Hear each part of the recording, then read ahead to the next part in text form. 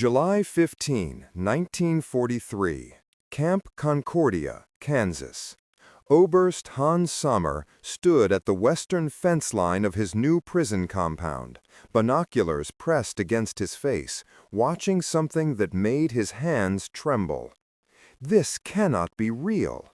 No single farm produces this much. The Kansas wheat field stretched to the horizon, a golden ocean interrupted only by a solitary mechanical combine harvester cutting systematic rows through grain that stood nearly 4 feet tall.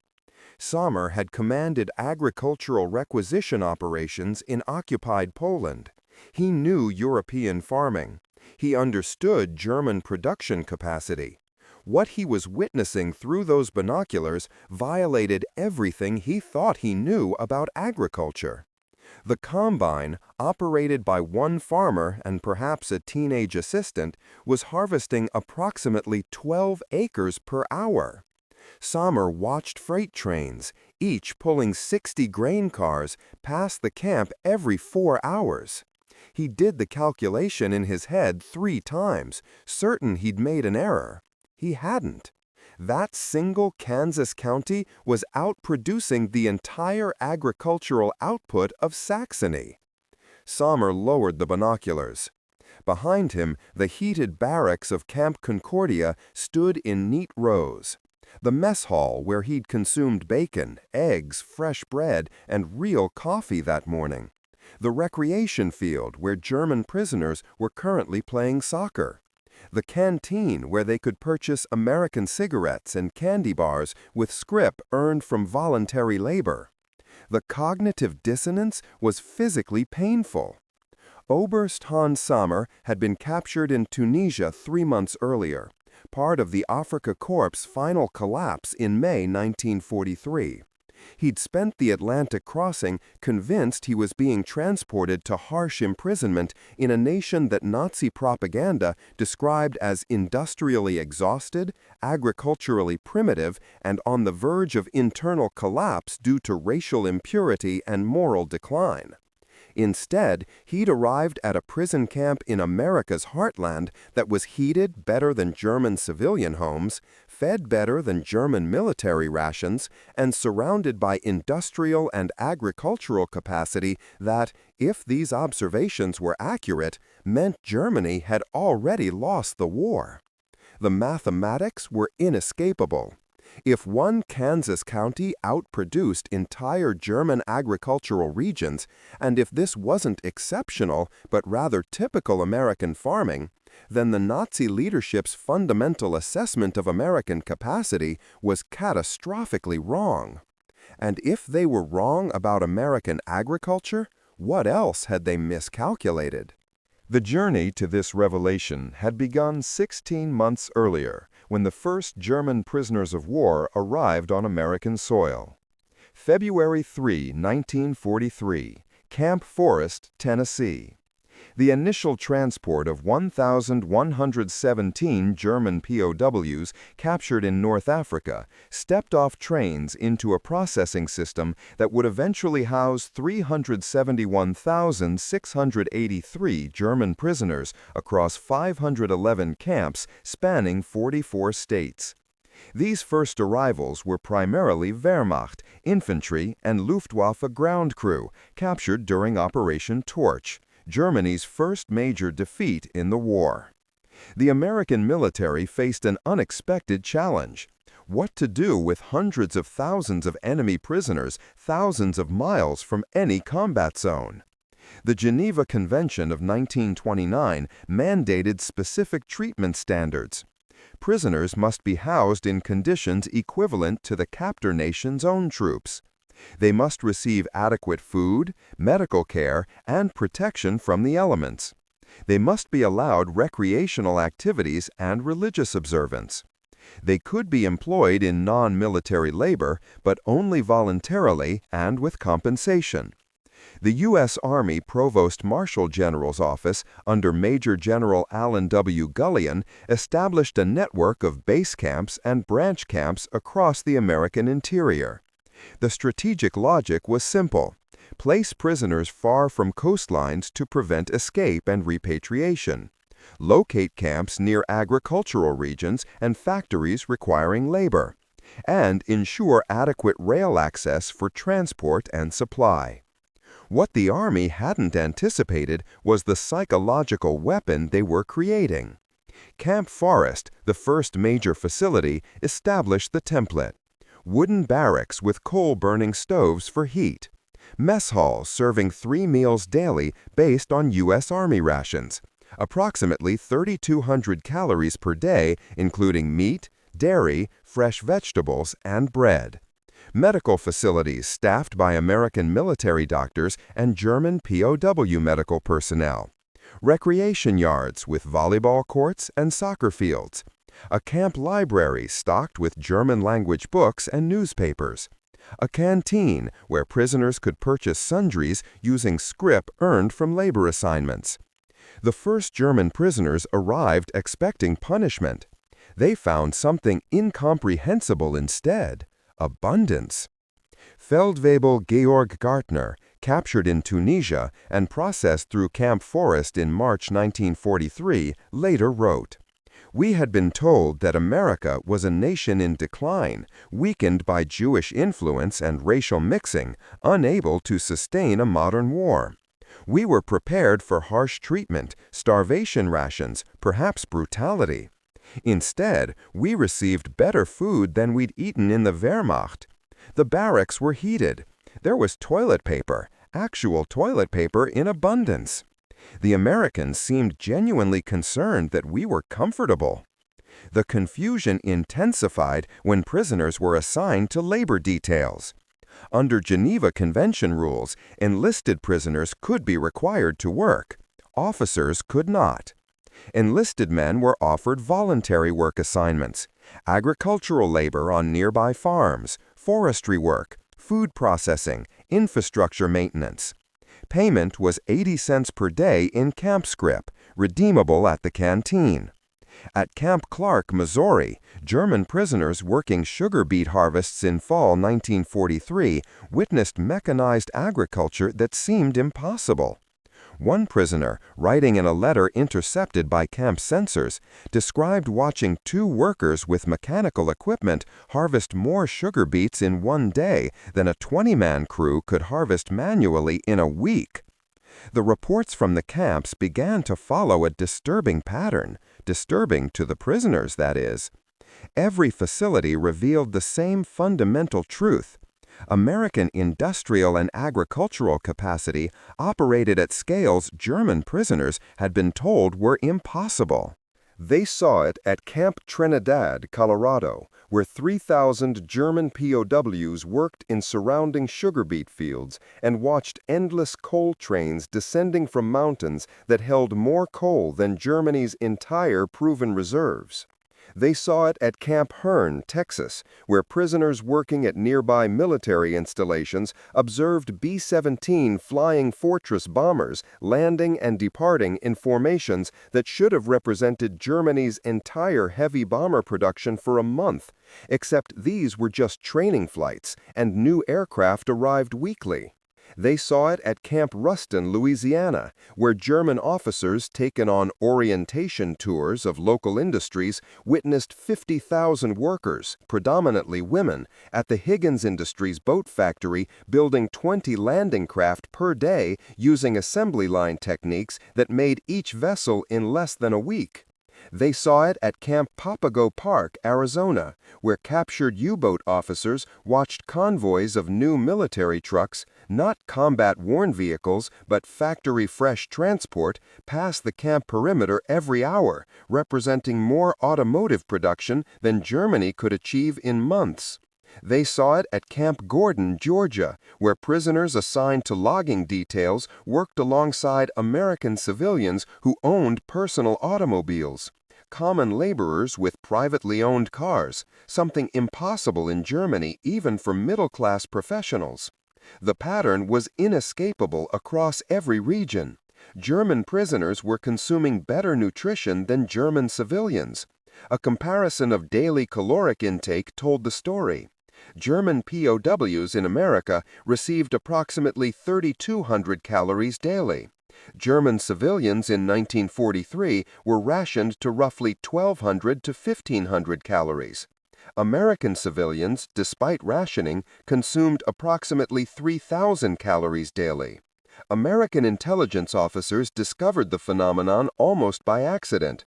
Captain Edward Davison, intelligence officer at Camp McCain, Mississippi, noted in a report dated November 1943, prisoner morale appears inversely correlated with time spent observing American civilian life.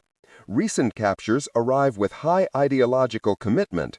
After 6 months' exposure to camp conditions and surrounding agricultural industrial activity, commitment wavers significantly. After 12 months, many prisoners express doubt about German victory prospects. The psychological impact intensified when German propaganda newspapers reached the camps. POWs could receive German publications through neutral countries, newspapers that described American industrial collapse, food shortages, and imminent defeat. The prisoners read these claims while consuming bacon and eggs for breakfast, watching B-29 Superfortress bombers fly overhead in formations of 30 aircraft, and calculating the wheat production of the fields surrounding their camps. The contradiction was maddening. Nazi ideology required belief in American weakness. Daily observation proved American strength. The human mind struggles to maintain contradictory beliefs simultaneously. Psychologists call this cognitive dissonance. For German POWs, the dissonance became unbearable. But the advantage Nazi propaganda had enjoyed, information control, depended entirely on prisoners remaining isolated from direct observation of American capacity. The camp system destroyed that isolation completely. But by mid-1943, the initial confusion among German prisoners began transforming into something far more dangerous to Nazi ideology: mathematical certainty of German defeat. September 12, 1943, Camp Ruston, Louisiana. Major General Alexander Patch, commanding the 4th Army area where Camp Ruston operated, authorized an intelligence experiment. Rather than interrogating captured German officers through traditional methods, intelligence officers would take select prisoners on guided tours of local industrial facilities. The logic was counterintuitive: show the enemy exactly what they're fighting against. Oberleutnant Werner Kreitzinger, a Luftwaffe fighter pilot captured after bailing out over Sicily, was selected for the first tour group. Kreitzinger embodied Nazi true belief. Son of a party member, Hitler youth leader, ardent believer in German racial and technological superiority. His interrogators had gotten nowhere through conventional methods. On September 15th, Kreitzinger and 11 other German officers were transported under guard to the Higgins Industries boat factory in New Orleans. They walked through manufacturing floors covering 40 acres under a single roof. They observed 50,000 workers, nearly 70% of them women, building LCVP landing craft using assembly line techniques adapted from automotive production. The German officers watched wooden hulls being constructed in modular sections, then assembled in less than 5 days from raw materials to completed vessel. 20 boats per day, 140 per week, more than 600 per month. Kreitzinger later described the experience in a letter to his family, intercepted and translated by camp censors. They showed us everything, no secrecy, no concealment. They wanted us to see.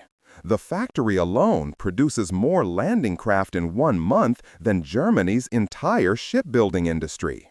And this is one factory in one city. The scale is incomprehensible.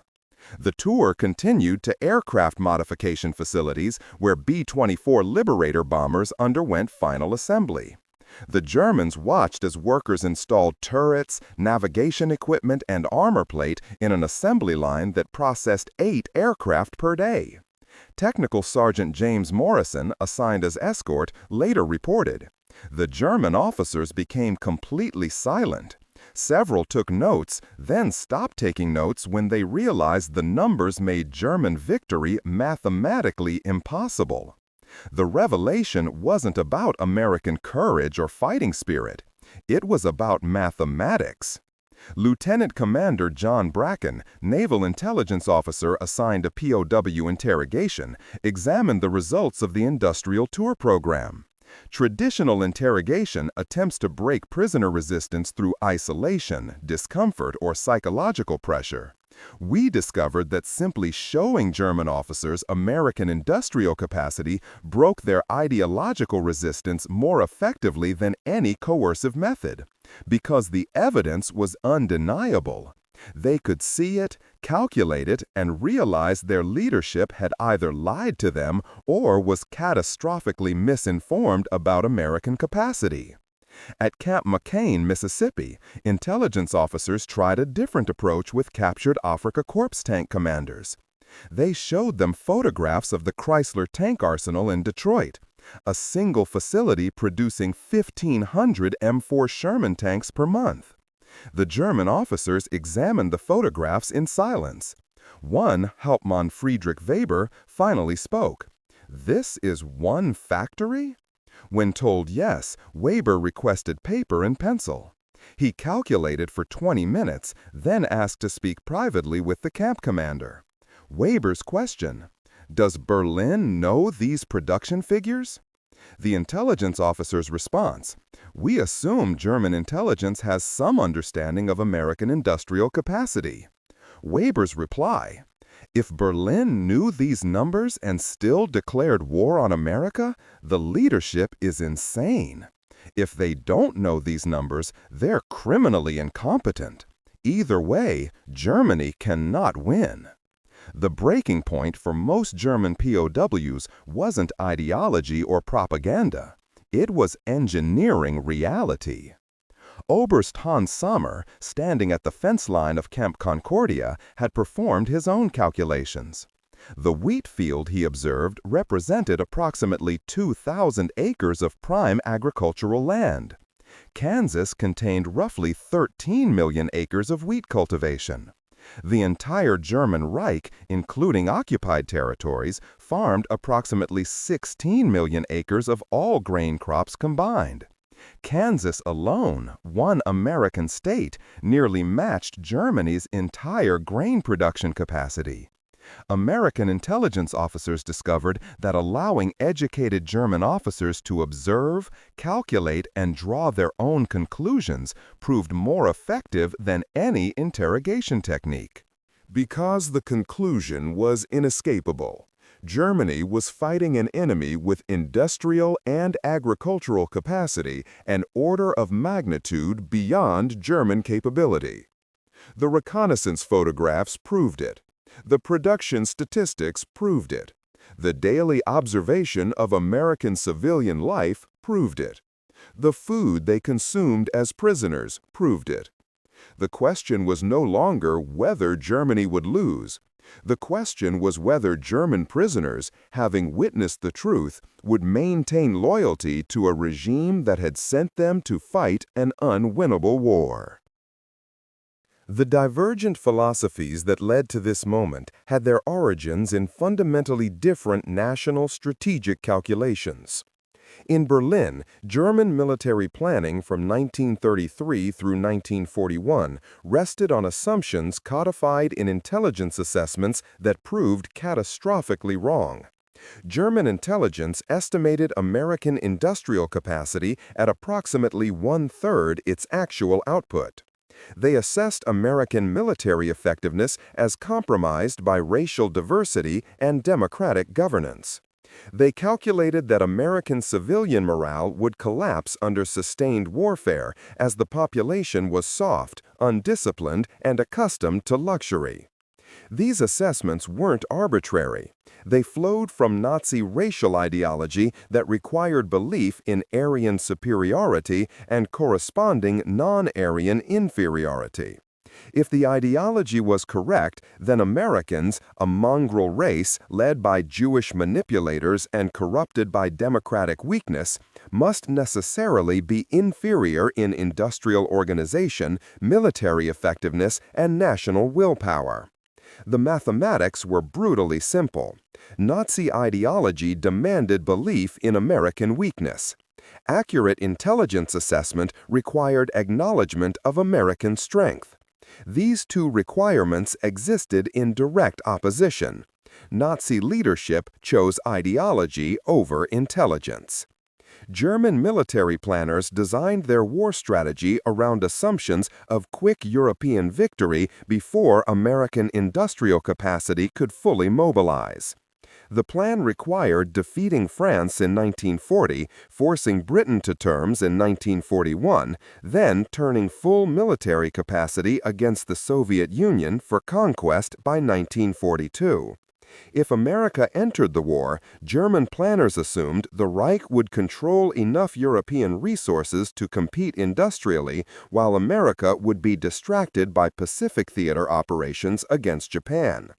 The strategy rested entirely on speed, victory before American industry could reach full production capacity.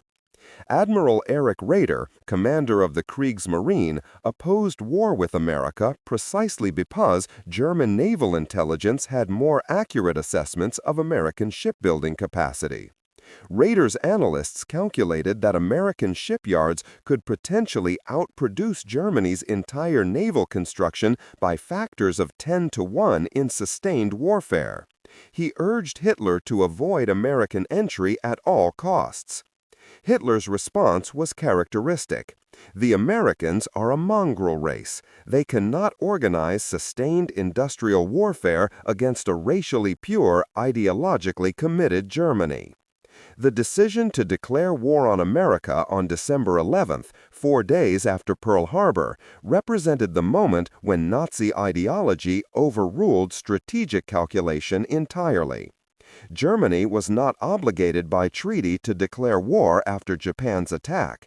Hitler chose to do so based on ideological certainty of American weakness. In Washington, American strategic planning operated from entirely different assumptions. U.S. military and industrial planners assessed their own capacity accurately and designed war strategy around sustained industrial mobilization that would leverage America's advantages: vast natural resources, advanced manufacturing infrastructure, large population, and geographic isolation from direct attack. The War Production Board, established in January 1942 under Donald Nelson, coordinated conversion of civilian industry to military production using techniques that German planners considered impossible: standardization of components across manufacturers, assembly line techniques applied to aircraft and ship production, massive training programs to create millions of skilled workers from civilian population, and sustained production increases year over year throughout the war. American planners made a fundamental strategic choice: accept slower initial mobilization in exchange for overwhelming sustained capacity. In 1942, American production would be inferior to German output in many categories. By 1943, American production would achieve parity. By 1944, American production would exceed German output by factors of 5 to 10 to 1, depending on the weapon system. The philosophy accepted short-term tactical disadvantage for long-term strategic dominance.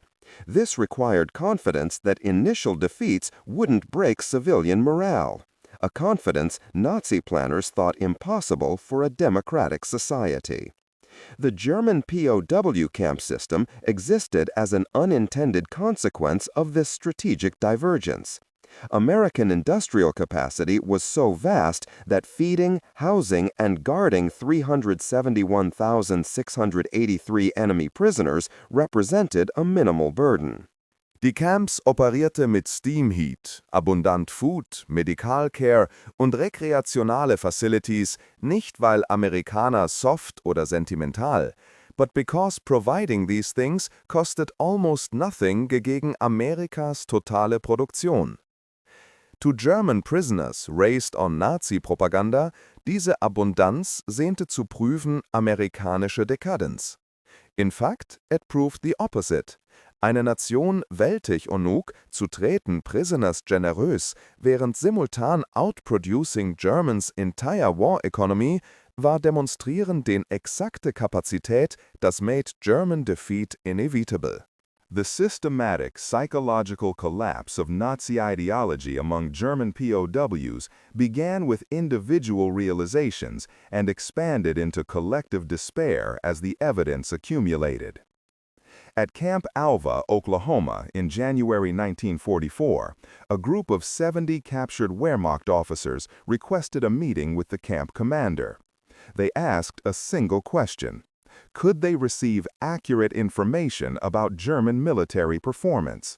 Not propaganda, actual casualty figures, territorial losses, strategic situation.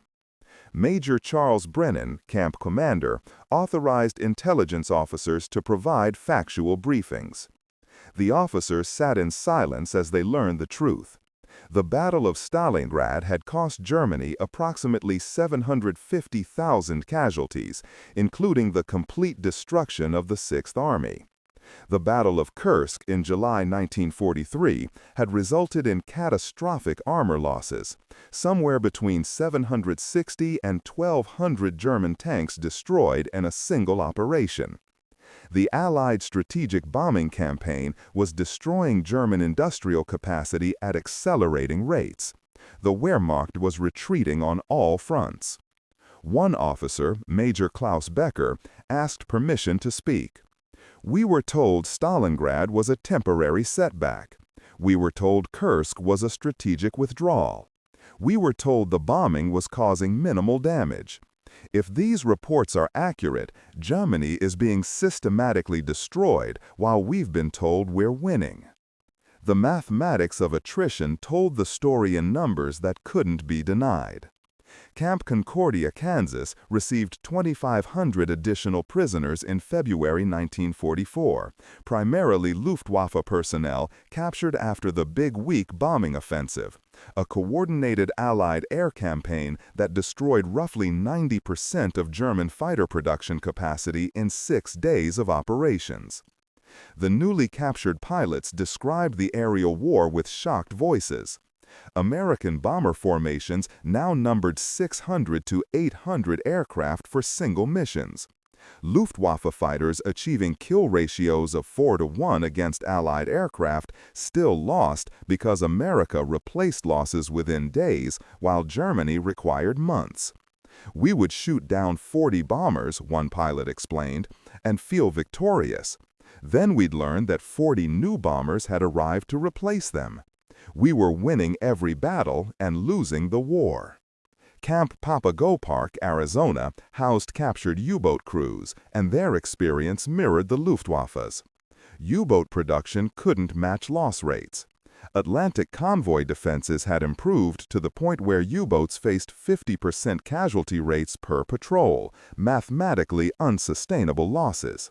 Karl Donitz, commander of the U-boat force, was sending crews to sea knowing half wouldn't return, because Nazi ideology demanded continued offensive action even when the strategy had clearly failed. Kapitänleutnant Hans Schmidt, U-boat commander captured after U-505 was forced to surface in June 1944, described his final patrol. We knew the war was lost. Every U-boat sailor knew. The mathematics were simple, but we continued because disobedience meant execution for cowardice. So we sailed to our deaths knowing it accomplished nothing. Failed modifications appeared throughout 1944 as Germany attempted to address systemic problems without fundamental redesign. The Luftwaffe added armor plating to bombers, which reduced range and bomb load. The Wehrmacht attempted to upgrade tank armor, which reduced mechanical reliability. The Kriegsmarine modified U-boats with snorkel breathing systems, which allowed submerged diesel operation, but didn't solve the fundamental problem of Allied air superiority making surface operations suicidal. These modifications arrived too late in too small quantities to change strategic outcomes. At Camp Ruston, Louisiana, in August 1944, German prisoners working agricultural details witnessed the harvest of the American South. They calculated rice production in Louisiana, cotton production in Mississippi, wheat production across the Midwest. One prisoner, attempting to comprehend the scale, wrote to his family, "Germany is fighting an enemy that could feed all of Europe from surplus production. We cannot win. We could never have won." Late war desperation appeared in final missions that sent men to certain death for minimal gain. The hunt for Admiral Isoroku Yamamoto in April 1943 demonstrated what American intelligence and industrial capacity could accomplish when focused on a single target. Decoded communications, ultra-long-range fighter modifications, perfect tactical execution. Killing one man required mobilization of resources that Germany couldn't match. Japanese kamikaze tactics in the Pacific theater represented the same philosophy expressed in the Zero's design. Accept total crew loss to achieve mission success. American forces countered with overwhelming fighter cover, radar-directed anti-aircraft fire, and simple numerical superiority that made suicide tactics strategically irrelevant. By January 1945, German prisoners received letters from family members describing conditions in the Reich. Cities destroyed by bombing, food rations reduced to starvation levels, coal shortages leaving civilians freezing, complete collapse of civilian infrastructure, Nazi officials fleeing to secure areas while ordering civilians to fight to the death.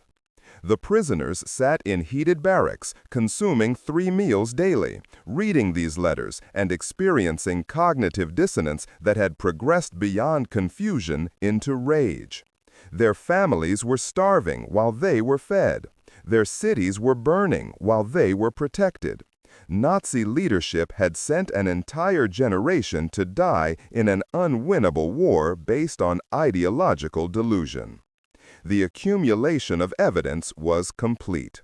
Germany had not simply lost the war. Germany had never had a realistic chance of winning after December 1941, when Hitler declared war on an enemy with 10 times Germany's industrial capacity. Production statistics from the camp system tell the story in numbers that resist ideological interpretation. Between February 1943 and June 1946, the United States processed 371,683 German prisoners of war through 511 camps, 23 large base camps, and 488 smaller branch camps distributed across 44 states. Texas operated 77 camps, housing approximately 50,000 prisoners at peak capacity. Kansas maintained 14 camps with 12,000 prisoners. Louisiana operated 20 camps, housing 15,000 prisoners. Arizona, Oklahoma, Nebraska, Missouri, Mississippi, Alabama, Georgia, and Tennessee each maintained major camp networks. Camp distribution followed strategic logic. Locate prisoners near agricultural regions requiring labor. Ensure adequate rail transport for supply and security. Maintain distance from coastal areas to prevent escape or sabotage. Place camps far enough from populated areas to satisfy civilian concerns, but close enough to industrial sites to demonstrate American capacity. Loss rates among camps were statistically insignificant. Between 1943 and 1946, approximately 2,200 German POWs died in American custody, roughly 0.6% of total prisoners held. Causes of death included natural causes, accidents during work assignments, suicide, and violence between prisoners, primarily Nazi loyalists attacking those who had abandoned ideology. By comparison, roughly 14% of American POWs held by Germany died in captivity. The contrast revealed fundamentally different approaches to prisoner treatment. Crew casualties among German forces told a grimmer story. Of approximately 17 million Germans who served in the Wehrmacht, Luftwaffe, and Kriegsmarine during World War II, approximately 5.3 million died, a casualty rate approaching 31%. Luftwaffe bomber crews faced casualty rates approaching 50%. U-boat crews experienced the highest loss rates of any military service in history.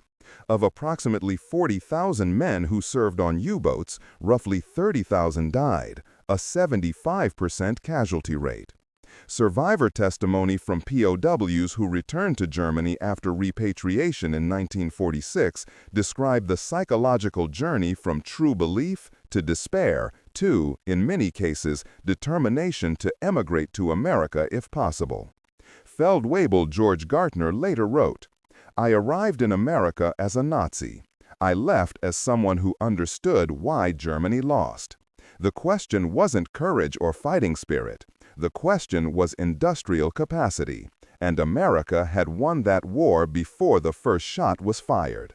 Lieutenant Reinhold Pabel, captured in North Africa and held at Camp Concordia, described his realization. "I stood at that fence watching wheat trains and understood that Nazi propaganda had lied about everything. Not exaggerated, lied completely. America wasn't weak. America wasn't collapsing. America was the most powerful nation in history, and we'd declared war on it." Comparative analysis between American and German treatment of POWs revealed philosophical differences that extended beyond Geneva Convention compliance. American camps provided facilities and nutrition superior to minimum Geneva requirements because the cost of doing so was negligible compared to total war production. German camps typically met minimum standards when resources allowed. But as the war progressed and Germany faced resource shortages, POW rations declined accordingly. The philosophical difference was fundamental. American military strategy accepted the burden of properly maintaining hundreds of thousands of prisoners because doing so cost almost nothing relative to total economic output. German military strategy increasingly viewed prisoners as burdens that consumed resources needed for combat operations. This difference revealed the broader truth. Wealthy nations can afford generosity. Desperate nations cannot. Approximately 5,000 German POWs chose to remain in America rather than return to Germany after repatriation authorization in 1946. Some married American women during their captivity. Some established business relationships with American employers during work assignments. Most simply recognized that America offered opportunities unavailable in devastated Germany. The U.S. military's final assessment, documented in the Provost Marshal General's 1946 report, concluded that the POW camp system had achieved multiple strategic objectives.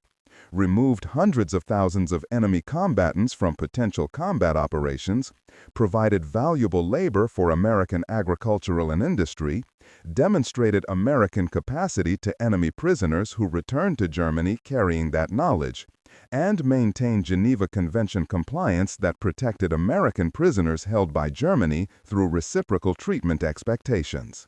What the military report didn't emphasize, but what every German prisoner understood, the camps had functioned as the most effective counter-propaganda imaginable. Because you cannot maintain belief in German superiority when your captors casually demonstrate capacity that makes German achievement look primitive by comparison. July 15, 1943, Camp Concordia, Kansas. Oberst Hans Sommer stood at that fence line, lowered his binoculars, and understood. The surrender connection came full circle in May 1945, when German prisoners in American camps learned of Germany's unconditional surrender. At Camp Concordia, prisoners gathered in silence as the news was announced. No celebration from guards, no gloating, simply factual notification that the war in Europe had ended. Some prisoners wept. Others sat in stunned silence. A few, primarily younger soldiers who had maintained Nazi loyalty, refused to believe the reports and demanded proof. But most simply nodded. They had seen this coming for months or years. The mathematics had told them. The wheat fields had told them. The factory productions had told them. The well-fed abundance of their captivity had told them. The final irony was inescapable. German prisoners in America had consumed better nutrition, received better medical care, lived in better housing, and been treated with more dignity than German civilians during the Reich's final years. The nation Nazi propaganda described as weak and declining had proven strong enough to treat enemies better than Germany treated its own people while simultaneously destroying Germany's military capacity. The lesson revealed something fundamental about total war in the industrial age. Accurate intelligence about enemy capacity matters more than tactical battlefield effectiveness. Germany won most tactical engagements early in the war, but lost the strategic contest because Nazi ideology prevented accurate assessment of Allied, particularly American, industrial power. The broader implications extend to modern military planning. Wars between industrial powers are won by nations that can sustain production, maintain civilian morale, and replace losses faster than enemies can inflict them. Tactical brilliance cannot overcome strategic industrial inferiority. Ideological conviction cannot change mathematical reality. Courage cannot substitute for resources. The final judgment on the German POW experience in America is clear. The camps broke Nazi ideology more effectively than any combat defeat because they provided undeniable evidence of American capacity. German soldiers could rationalize battlefield losses as temporary setbacks. They could maintain faith in eventual victory despite tactical defeats. But they could not rationalize eating better as prisoners than as soldiers, or watching American teenagers drive private automobiles, or calculating American agricultural output that exceeded German capacity by orders of magnitude. The examination of those wheat fields at Camp Concordia provided Hans Sommer and thousands of other German prisoners the final proof. Germany had not simply lost World War II. Germany had declared war on an enemy so vastly superior in industrial and agricultural capacity that German defeat was mathematically inevitable from the moment Hitler issued the declaration on December 11, 1941. The camps were not acts of American kindness. They were demonstrations of American power, the power of a nation so wealthy it could afford to be generous to enemies while simultaneously destroying them. And in that single fact lies the entire story of why America won and why Germany never had a chance.